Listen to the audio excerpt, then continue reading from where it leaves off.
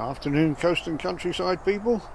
It's a bit of a dull day today again, and we're in the fruit tunnel, and I hope this comes out because it's dark enough in here as it is. But what we're looking at today is, yesterday I found some cramp ball fungus on the bottom of one of my posts. I put this in a couple of years ago to support the fruit bushes back along here, and then had to cut them all down because they had scale on them last year, so hopefully they'll all grow up through the wires and I can train them a bit better. But in the meantime, this post I put in, which I think was probably an ash tree, has developed these cramp balls at the bottom. Now I just looked up the name, I think I've forgotten, it's something like Deldina concentrica. Now these normally grow on hardwood. They're not edible, but they're not poisonous either, and also known as cramp balls and King Alfred's cakes. When they dry, when they die off, they go rather dark and very hard, and they're meant to resemble the cakes that King Alfred was meant to look after, and he let them burn. But when they're dried, incidentally, you can also use them for tinder if you're making fire. They were part of people's tinder boxes that you used to carry around to take a spark to get a fire going. But I took one off because some friends on a gardening forum, which is Garden Stew, which is easy enough to find if you want to have a look in there. It's Stew, S-E-S-T-E-W, Garden Stew.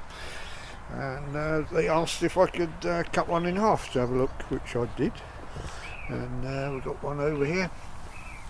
I cut it in half and cleaned it up, and you can see why it's called concentric. You can see the rings in there, and just turn that over so you can see the outside. So hard little balls, and when they're ripe, the spores are forced out of a hole in the top there, which these are nowhere near ripe yet, so they won't produce spores, but the ones left on there will go on to rot all the other posts probably. But there we go. We just thought we'd have a little look, and I thought might as well make a little video at the same time. So I did notice while I'm in the fruit tunnel there's a hole in the back, it's probably been nibbled by a rat, so that needs sorting out before the strawberries come out, because if a blackbird gets through that hole, it will totally devastate all the fruit in there. And a couple of years ago we lost all the currants and didn't know the blackbird was getting in and out.